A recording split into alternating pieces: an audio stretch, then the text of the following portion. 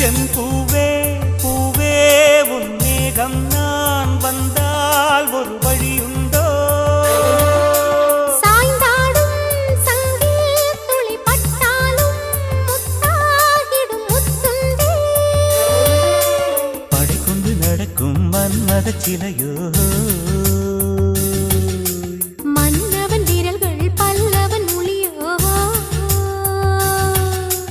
இமைகள் உதடுகள் ஆகுமோ